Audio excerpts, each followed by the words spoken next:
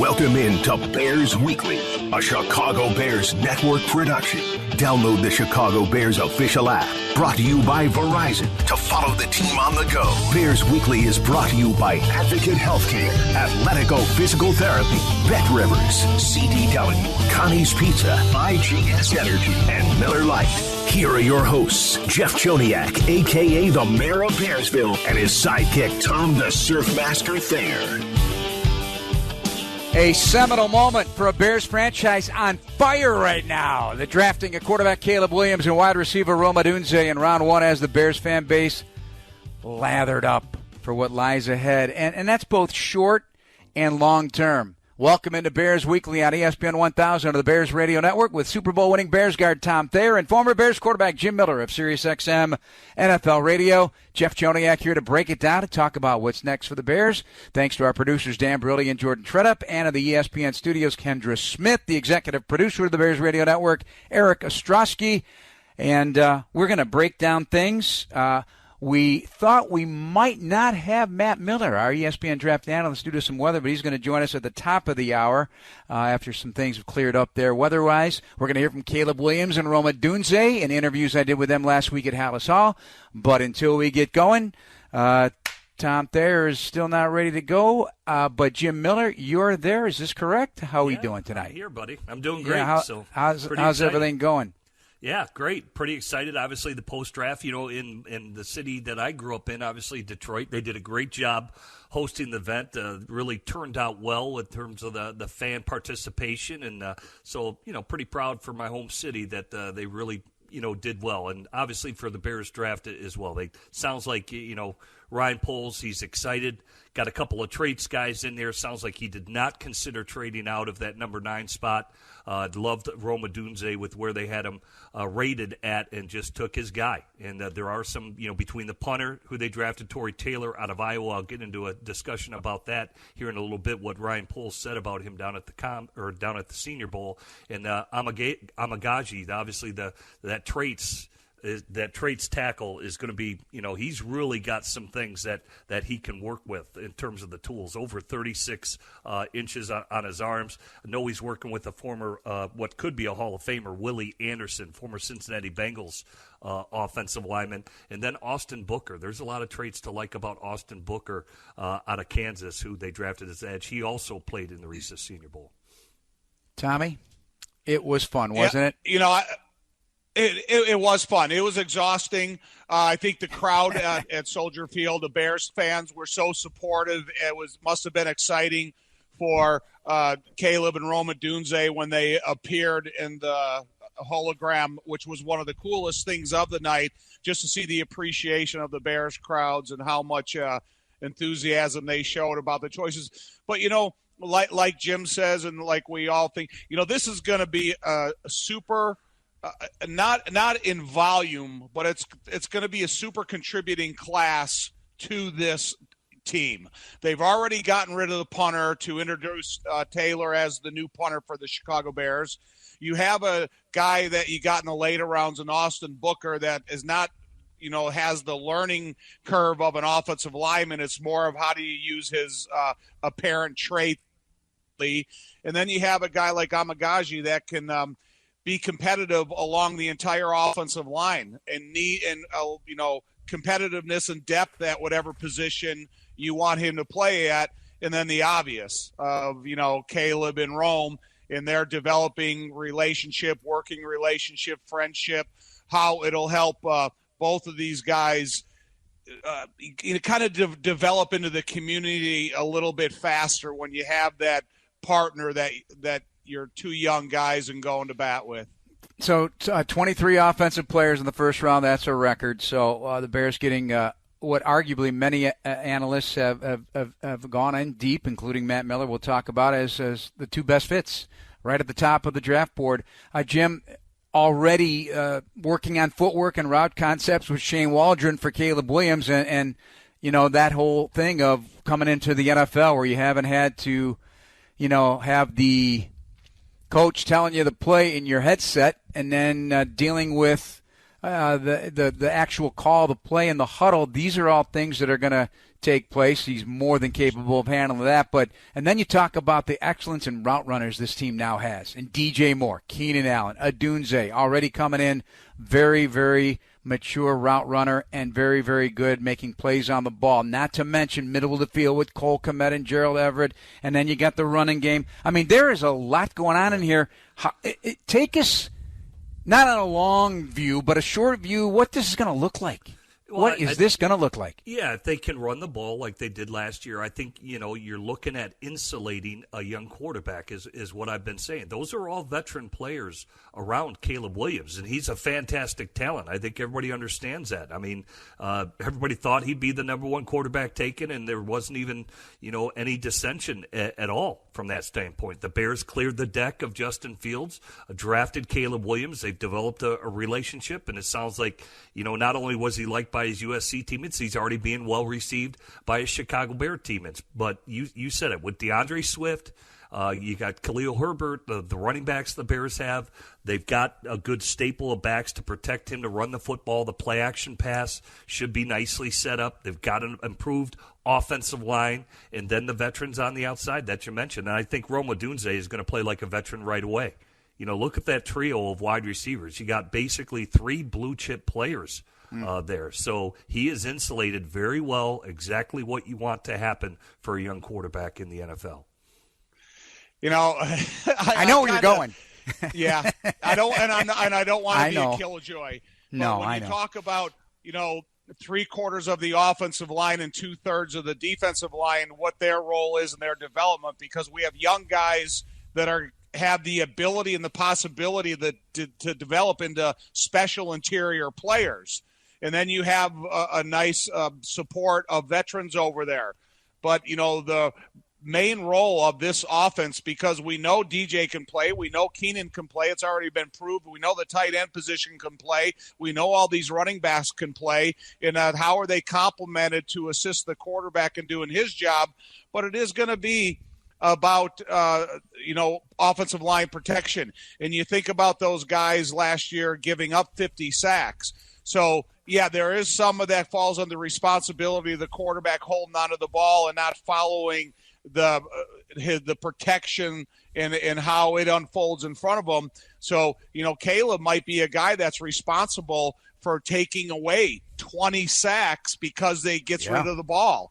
And so we can hope for continuous development of the talent they have, and then his role in making sure he gets the ball out of his hands in a timely fashion to limit those sacks. All right, we're going to take our first break here on Bears Weekly here tonight with Jim Miller and Tom Thayer. I'm Jeff Joniak. Coming up, our one-on-one interview with the new quarterback of the Bears, Caleb Williams, shortly after his arrival in Chicago last week, with minicamp starting later next week, and it's going to be fun to watch. This is Bears Weekly on ESPN 1000 and the Bears Radio Network. This is Bears Weekly with the voice of the Bears for 23 years, Jeff Joniak, on the Bears Radio Network.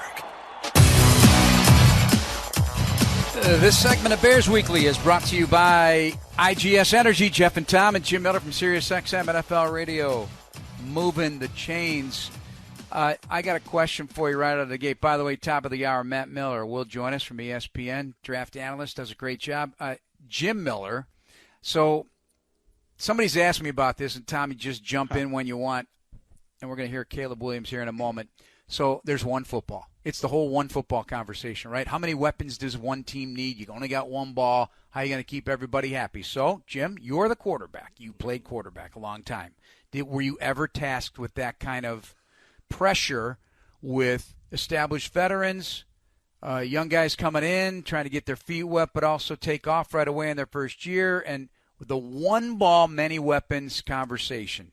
What do you say? Well, every week it's going to change where another guy is featured. Maybe one week the featured mismatch is DJ Moore on a certain cornerback. Maybe the next week it's Keenan Allen on a certain safety or nickelback. Maybe the next week it's long balls down the field that obviously Odunze is known for receiving from their outstanding quarterback, Michael Penix, who he played with. One week it's going to be a defense that can't stop the run where the Bears are going to want to feature their run game. So, the ebb and flow of a season. Every week there's different matchups, different things that you're trying to exploit. One week it could be Cole Kmet. Maybe it's a too high team, and he's going to get a lot of cover two where he's taking the seam down the middle type of deal. So it changes every single week with the mismatches that you have, and of course injuries factor in with it. What if they're down a corner? Hey, we feel like we can move some receivers around. All three will get their opportunity to maybe attack maybe a secondary backup that's in there. So I think it kind of defines itself and how and it's just the ebbs and flows of the season. One thing, too, about the development of an offense, and Jim knows this better than anybody, sometimes you have to have the discipline and routes run when they know they're not the primary receiver. But their role in the success and the outcome of the play is equally as important as the guy that's being targeted.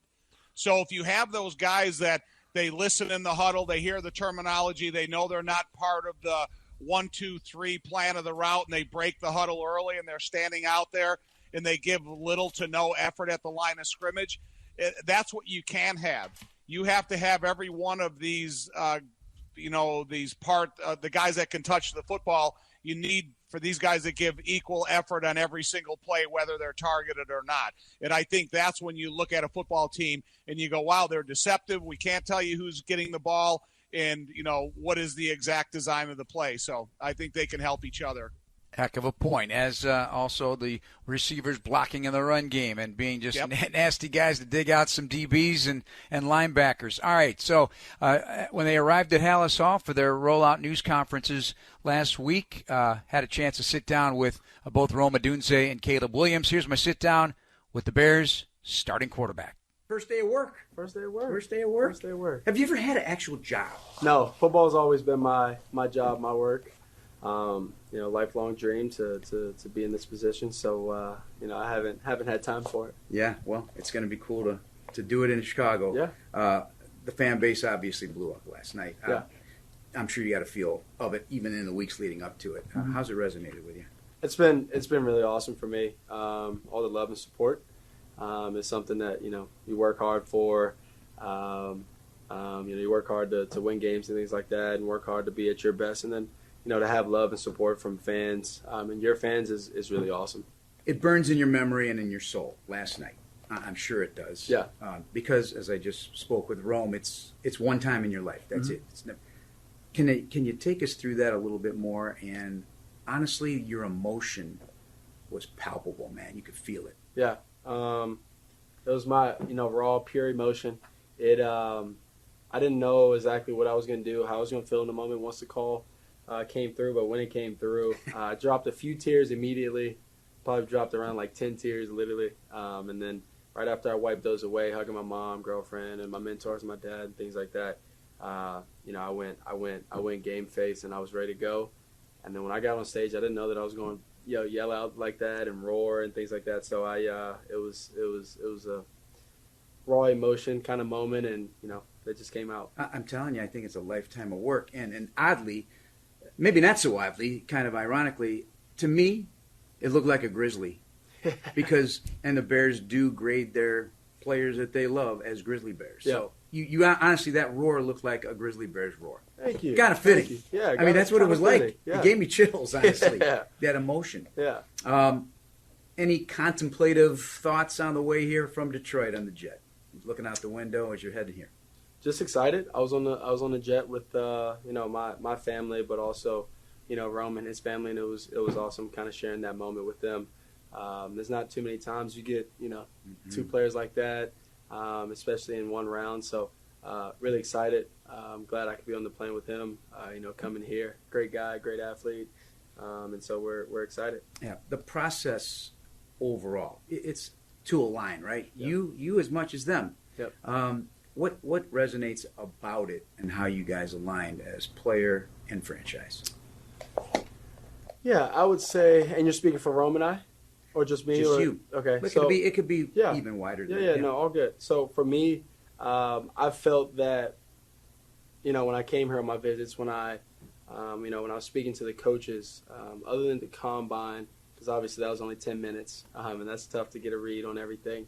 But when all of that went down, you had these meetings and phone calls, and coming here and on my top 30, you get a feeling of what everything is going to feel like here. And so hanging out with the players, working out with a couple of players, and then, meeting the coaches and being here in the facility and meeting the staff and things like that. So, the feeling is they want to win, and they're excited about winning, and getting the right people here for the culture is really important to them, and then just having guys that want to win and play ball.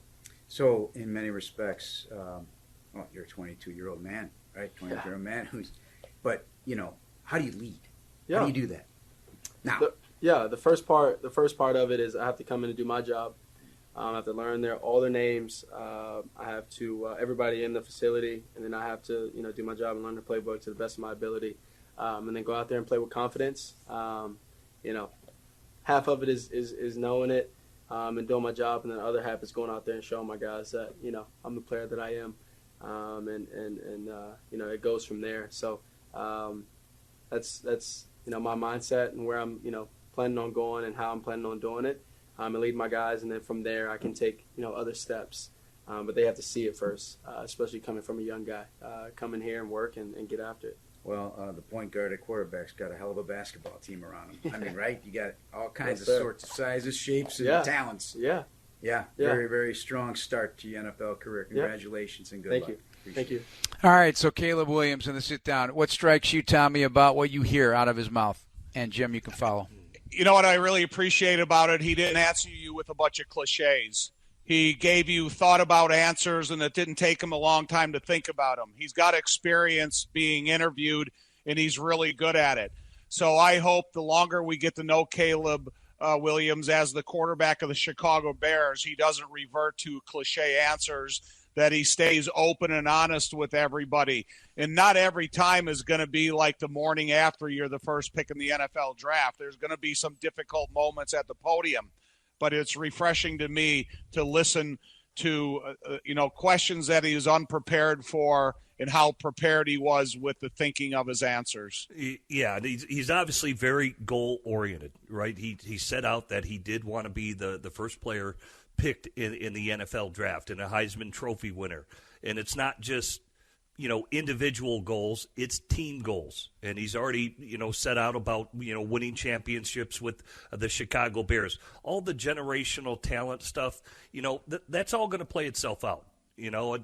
Those things and the heights that he reaches as a quarterback, that's all going to be through his hard work and dedication and accomplishment. But I like the team-oriented side of Caleb Williams. He always seems to include his teammates, and like I said, throughout the process, I don't think any USC teammate said anything negative whatsoever about this young man. It's just unorthodox because people have never heard it before or how he's approached the draft, and nobody's ever done it the way he's done. But I think he's handled himself really well throughout this whole process.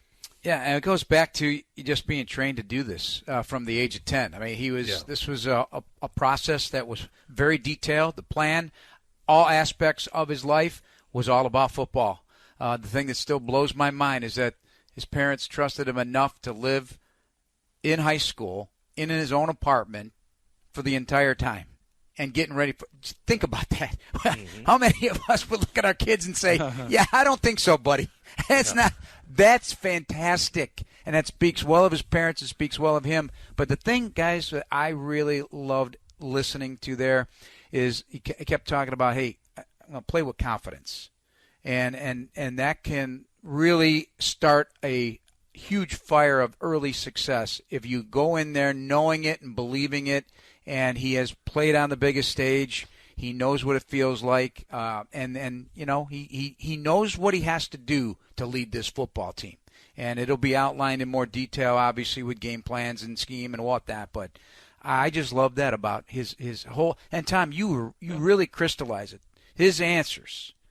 That is exactly what you're getting with Caleb Williams. Yeah, and the thing about what's the importance of him being picked as a young man for this type of responsibility, getting to know the names of the people inside the organization, and more importantly, getting to know the playbook so the players trust him when they get on the field. I think that's a super important way to go about your business, because the people inside the facility deserve the same respect that you would give anybody else.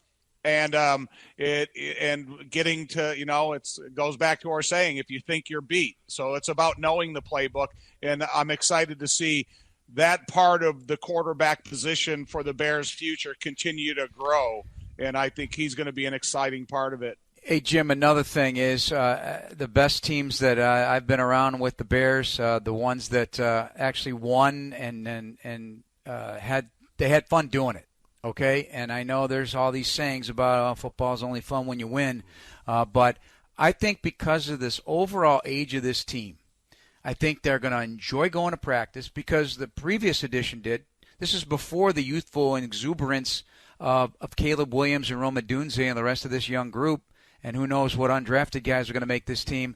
I just think this 20-something team, for the most part, with rare exception, there's some 30-plus veterans in here, that will translate. And I think they're going to really enjoy the process of going on the practice field. So as part of your job with SiriusXM on draft night, I'm sure you got all these number ones rolling through the interview, right? So didn't you just love the enthusiasm? It was like it was just a kid letting loose, him and Rome.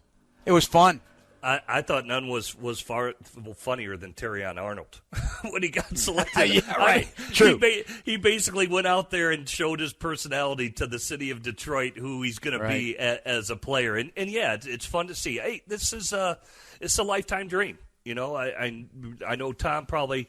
I'm speaking for him myself, but I remember my dad took me to a Detroit Lions game, and they were playing the Tampa Bay Buccaneers up at the Pontiac Silverdome. As soon as I saw Doug Williams rip off an 80-yard pass for a touchdown, I looked at my dad and I said, "Dad, that's what I'm going to do for the rest of my life." And he obviously challenged me and kind of laughed at me, but it made an impression on me, and obviously. All these guys have a dream of playing in the NFL, and I don't care if you're picked in the first round or if you're an undrafted free agent. You've got an opportunity, and the door is open for you to make an impact. Yeah, I think there's an instant in life that you kind of come to the realization that's going to be your pursuit. And in high school, I sat with two of my classmates, and we signed our autographs to say that's how they're going to sign them like that when we get into the pro sports of our choice. And, just like when he knew at 10 years old he was going to be a quarterback, I kind of felt the same way as a junior in high school, signing that autograph. Might have been unrealistic, but it didn't seem unrealistic to me. Well, it was realistic in this, like you said many times. This was plan A. There was no plan B, and you happen to be 6'4", 300-pound offensive lineman. So you were going to get a chance. Put it that way. You were going to get a chance, and you were a weight room guy. You created your opportunity as Jim did, and I can't even imagine what that's like. I cannot imagine what that's like. All right, well, we're going to find out more about how the Bears look from the outside in. Matt Miller of ESPN, their draft analyst, and a guy with a lot of experience over a long career, leading up to now a great break at ESPN Television and the ESPN Network. Matt Miller will join us just after the top of the hour here on Bears Weekly on ESPN 1000 of the Bears Radio Network. This is Bears Weekly with the voices for 23 years, Jeff Joniak, on the Bears Radio Network. And this segment of Bears Weekly brought to you by CDW. People to get it. Jeff and Tom and Jim Miller from SiriusXM NFL Radio's Moving the Chains. And we welcome in ESPN NFL draft analyst Matt Miller. So they're not related, folks, but boy, they dig in deep.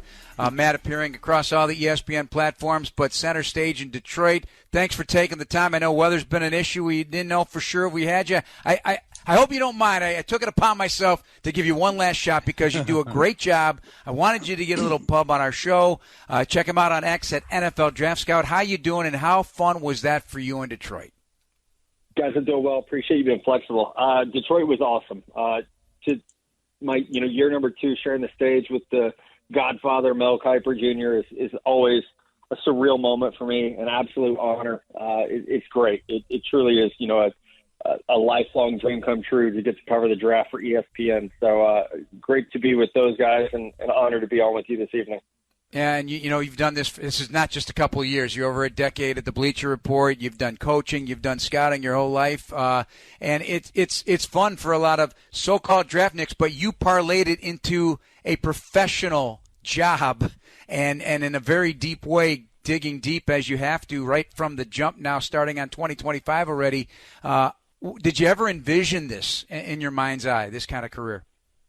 No, it was a dream. I mean, truly, I've told this story before of being in like the third grade and we had to write a paper like what I want to be when I grow up. And my answer was I want to be Mel Kiper. And my teacher was like, who is this?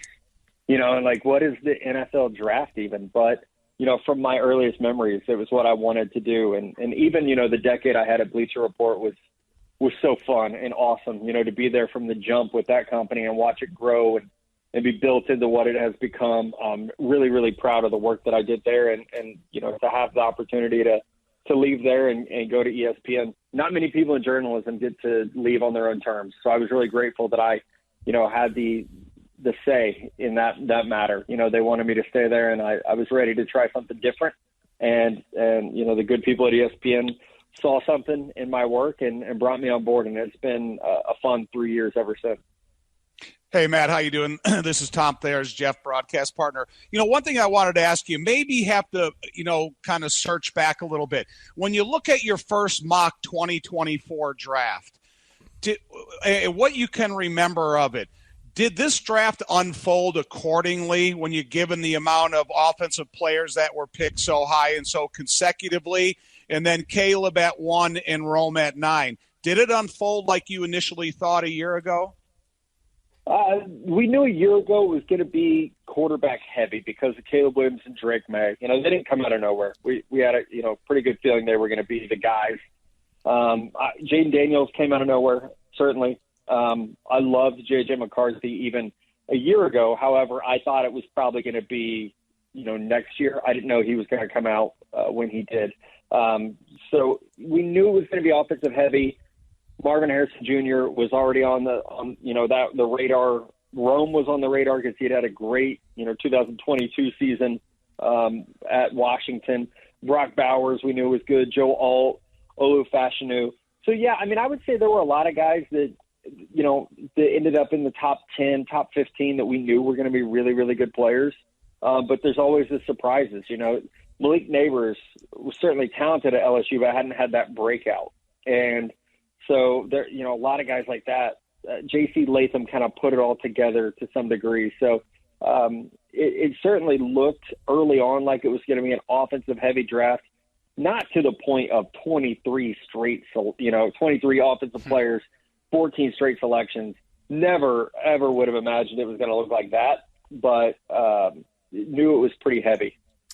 Matt, Jim Miller here. I guess how difficult was it? And I asked Monty Ossenfort, the Arizona Cardinals general manager, because they didn't have any numbers on Marvin Harrison Jr. Certainly, we know his film's terrific. And he said, yeah, we just went back to the pro day of C.J. Stroud and Jackson Smith and Jigba because he did do that pro day and blew it out of the gym. And he said that kind of checked the box for us. But not knowing numbers on guys, I mean, he didn't have 40 times, didn't have 3 cone drills. Some guys didn't even work out, you know, in terms of the measurables. Yeah, it makes it tough, Jim. It really does. And you're right. You know, I remember talking to people who were at that Ohio State Pro Day. You know, it was C.J. Stroud, Jackson Smith, and Jigba, a really good class.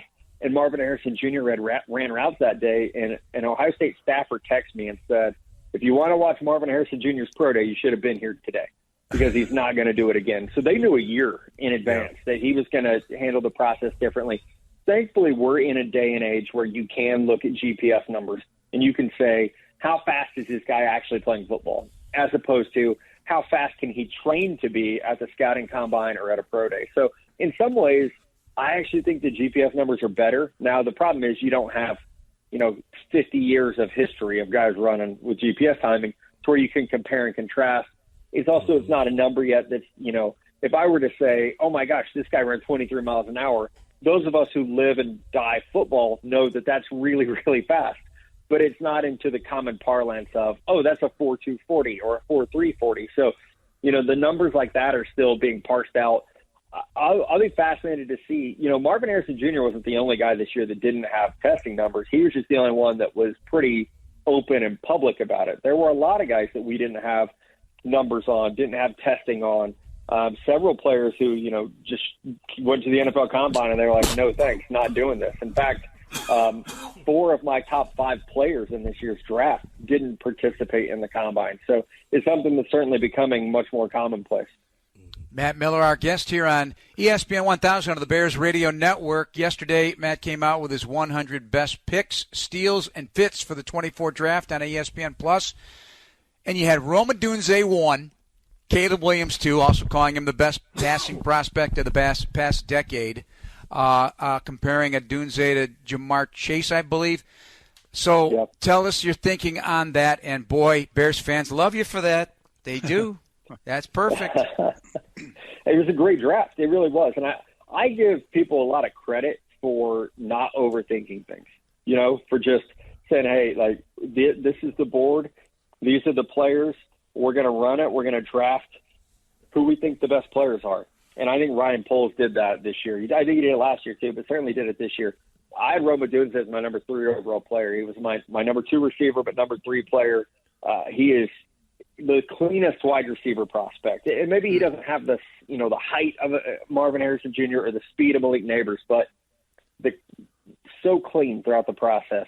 A 2 years of production, an incredible competitor, a great human being, no injury history. Like there's just no issues with this dude. And I think with Caleb, like you said, I'm not shy about saying, he's the best quarterback prospect I've seen since Andrew Luck. And I think with those two, you could certainly have an argument about which one, which one will be better. And I think Caleb has a chance to be the best quarterback in the NFC very, very fast. He's that talented. He's that special as a thrower. He's that special as a creator. He's exactly – if I could design a quarterback for today's game, you'd maybe want him a little bit taller, but all the traits that he has are exactly what you would want in a quarterback for 2024. Hey, Matt, the modern day of talent evaluation, I came out in the 83 draft. There were 5 quarterbacks taken, and they all stayed at the same college for 4 years. When you look at these multiple transferring type of kids, whether it's Spencer Rattler to Caleb Williams and even the Bears' late-round draft choice in Austin Booker, is it more difficult to scout a guy that has been to multiple colleges, or is there an advantage to that?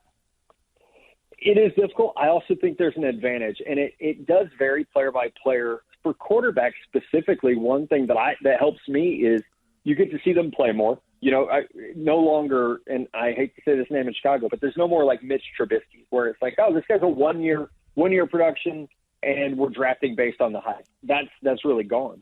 Bo Nix had 61 starts in college football, the most ever. Michael Penix had 5 years of starts. Even McCarthy and May had 2 years of starts. J.J. McCarthy played 28 games in 2 years. So you're getting a lot more exposure to guys. I think it's also helpful because you can see how they learn. You can watch Caleb Williams go, and he stayed with the same coach. You watch him go from Oklahoma to USC and have to acclimate with new players. We can watch Jaden Daniels go from Arizona State to LSU and have to learn a completely different offense. Or Bo Nix from Auburn to Oregon is a great example of a guy really reinventing himself based on the scheme. So in that way, it's helpful to me because I get to see how quickly they really acclimate, how well they learn, process, and get on the field. There are absolutely negatives.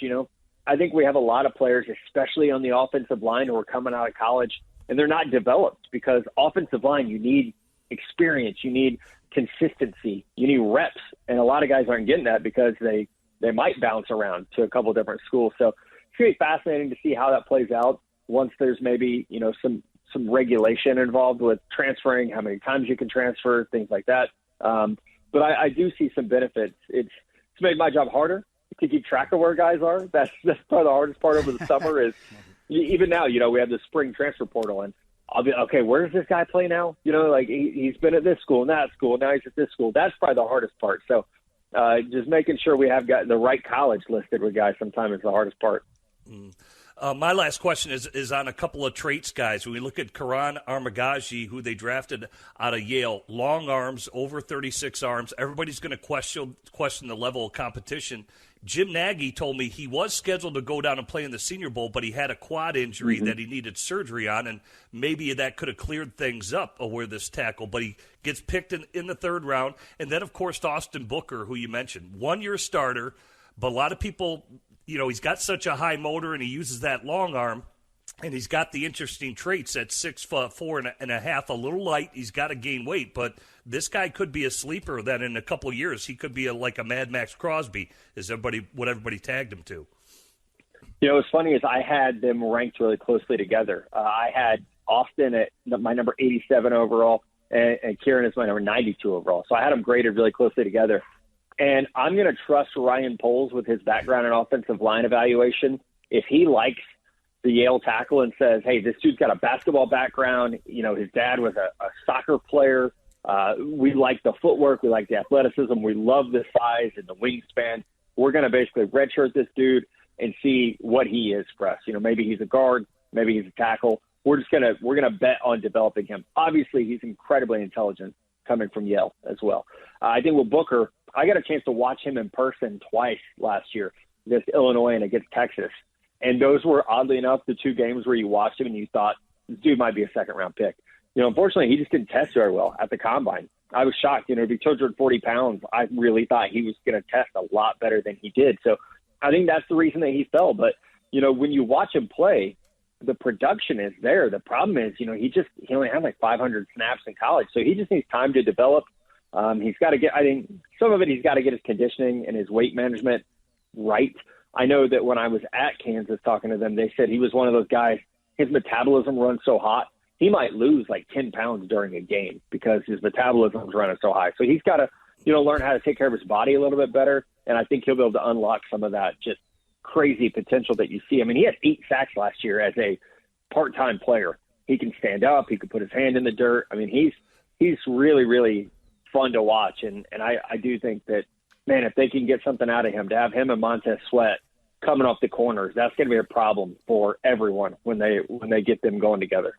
Good guy to learn from as well. Montez Sweat taking a route to the NFL and really impacting the locker room in a big way. He's got a great personality. He seems very relaxed here, and that will help Booker as well. All right, we'll let you go. We appreciate it once again, adjusting your schedule. And I always am impressed with these NFL draft analyst fellas, Jim and Tom, and listeners out there, because I work on it for a small window of time, and I feel like I put in an inordinate amount of time and never even go outside to see the light of day.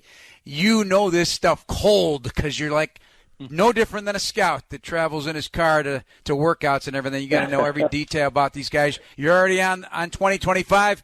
Just give me one five-word explanation of what 25 looks like. I think you're saying it's going to lean in at defense a bit more, correct? Oh, my gosh, the defense for next year. If you need a defensive end, a defensive tackle, or a corner, next year is the year to get them. There's going to be a lot of really good players on that side of the ball. Good to hear.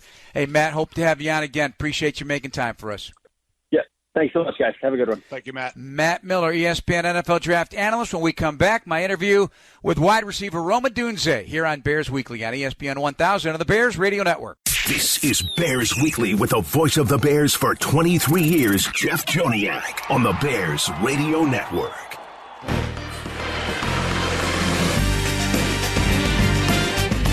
This segment of Bears Weekly brought to you by Athletico Physical Therapy. Visit athletico.com to request an in-clinic or virtual appointment and start feeling better tomorrow. Jeff and Tom and Jim Miller from SiriusXM NFL Radio's Moving the Chains.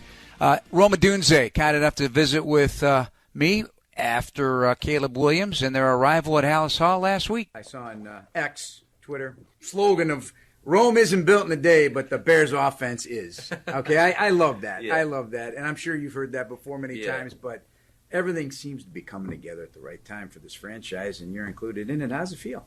It feels great, and I'd agree with that. You know, I think, you know, there's been bits and pieces that they've continued to add brick by brick, and I'm super honored to be a part of it and come along with Caleb coming to an offense with a great receiver core and great all-around talent. So I'm excited to get things rolling. It kind of feels like it was meant to be. I think you guys had this mental telepathy going on that this was going to happen. It just things fell into place, right? Yeah. You get that same impression? No, definitely. I mean, it was all, you know, kind of joking and sarcasm and things like that, all the possibilities that could happen. And then, you know, it came to fruition. So, you know, I guess when you put those things out there, you know, the universe answers back. Yeah. Let me ask you, because it's a once-in-a-lifetime to walk on that stage, to get the call, to hear your name, and here you are in the NFL. It's like instant soup, right? Boom. Yeah. You're a professional now. Take me back to that moment as you had time to dwell on it, what it was like. It was, it was everything I ever dreamed of. Walking across that stage, I seen my family, in the theater after, hugging and embracing all my family in the green room as well. And then walking across that stage with all those fans, hearing my name called, holding up that jersey with Roger. It's exactly what you see on TV. It's like feels like a cutscene that you're in. So it's very surreal. And for me, it's just another step in the process of doing what I've always wanted to do. And I'm super grateful to have that memory baked in my head forever. Yeah, they'll never take it away from you. Right. So now you fast forward. It's a new day. It's Friday, and you're on the private jet. Maybe the first time ever. I don't know. That's right. Yeah, first time. Well, yeah. That was kind of cool, right? Yeah, no, those things got some. That's the fast car of the airplanes. You feel every acceleration on there. So I thought it was fun. So you're on the plane with Caleb, and I'm sure you had a moment to just look out the window and think, like, what was the contemplative moment for you on the ride here to Chicago for really what is your first day of work? Right. No, for me, that's exactly what it is. And I wish I could do more what pertains to my work, throughout this whole process. I'm trying to get on the field, I'm trying to get in the weight room. I'm trying to, make sure I'm meeting with the dietitian to make sure I'm right on all facets of my game. But, and I can't wait to get to those things. But, meeting with everybody, being able to greet them and say thank you for, believing in me and meet all the tremendous people that surround this organization. It's a part of the process I'm enjoying as well. Even though the Bears are interviewing you during that process, you're kind of interviewing them as well. What did you learn about what you're walking into here? I think, the coaching staff and the people in the building kind of embody the emotions of the city and the fan base, that surround this amazing organization and the legacy and history that this place has. So the winning mindset, the idea that the only, satisfying thing at the end of the season for them is a Super Bowl. You know what I mean? So I think that's an awesome thing to strive for the best of the best. And I felt that as I was walking in the building, as I was meeting with everybody. And I think I'm cut from that same cloth. So I'm excited to be a part of it. All right. Well, let me get this straight now. We got, let's see, we got a DJ Moore. We got a future Hall of Famer in Keenan Allen. We've got Cole Kmet, a hell of a tight end. We got running backs. We got the number 1 overall pick. They say is going to be sensational, Superman. Yeah. And then we got Rome Odunze. That's right. One of my personal favorites. I watch every one of your snaps at college. Thank you. You guys are all going to work together here? Is this right? Absolutely. I mean, are you kidding me? Yeah, no. It's it's hard to even say into existence that is actually happening. So so many different weapons, so many ways to be efficient as an offense, and it feels very reminiscent of what I came from at UW. So I know they're going to put us in positions to succeed, and I don't know who's going to be able to stop us with so many weapons. And you're a Hester guy. That's right, Devin Hester, all the way through. Listen, man, I call all his touchdowns except for one, the record. But I call them ridiculous. Yeah. You may have heard this, but I have. What was your attraction to number 23? I think I was right there along with everybody. Just it wasn't like his game wasn't conformed to any sort of position. He was just, you gave him the ball, and it was like he was in the backyard with kids playing around. Not being able to get touched, not being able to get caught, and scoring touchdowns. When he was a rookie at the Super Bowl, in his very first game, it's like he just has that natural talent that I loved and that I was very attracted to the game of football about. So I would say exactly what you said. It was ridiculous. Well, you're a Bear now. Be ridiculous as well. Right. Congratulations. Thank you. Thanks for joining us. What a delightful young man. We'll get Jim and Tom's reaction after this break. Our final one here on ESPN 1000 on the Bears Radio Network. This is Bears Weekly with the voice of the Bears for 23 years, Jeff Joniak, on the Bears Radio Network. Want VIP access, including exclusive seating, sideline credentials, and more to every Bears home game next season? Well, join the wait list to get the ultimate VIP fan package in 2024 by visiting ChicagoBearsVIP.com. Bears fans are going to want to flock wherever the Bears are in 24. You can bet on it.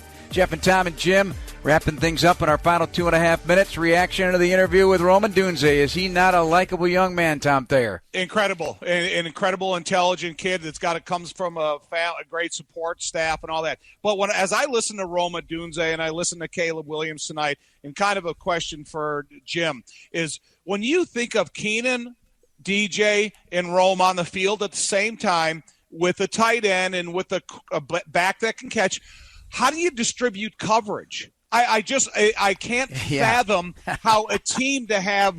So who's going to get the number 1 corner? Rome's had it his whole college career.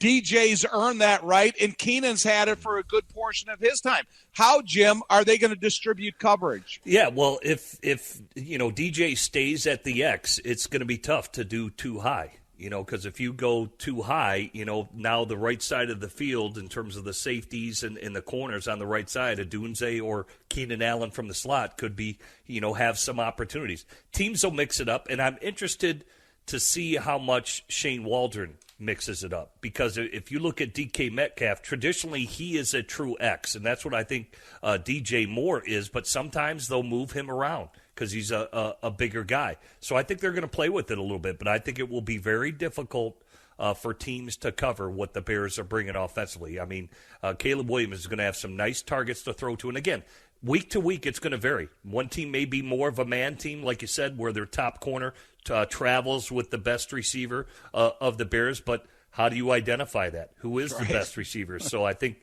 teams will have to watch how the Bears, at least the first 4 games of the year, where you get that 4-game breakdown to say, all right, now we're truly going to attack this guy as their number one or something like that. I think it's going to be very difficult to do. Oh, and as Ryan Poles told Waddle and Sylvie earlier today, and he's mentioned more than once the things that Caleb's great at, the manipulation to the width and depth of the pocket and spatial awareness and accuracy. That tells me that this offense could be very special. And it could take some time, but it may be instant at the same time. We're out of time. That's it for us tonight on Bears Weekly. For Tom and Jim, I'm Jeff Joniak. Thanks to Kendra Smith, our producer in the ESPN studios, and Matt Miller of ESPN. We'll talk to you next week here on Bears Weekly on ESPN 1000 of the Bears Radio Network. Black and Abdallah are next. Thank you for listening to the Chicago Bears Network presentation of Bears Weekly, hosted by the mayor of Bearsville, Jeff Joniak, and Surfmaster Tom Thayer.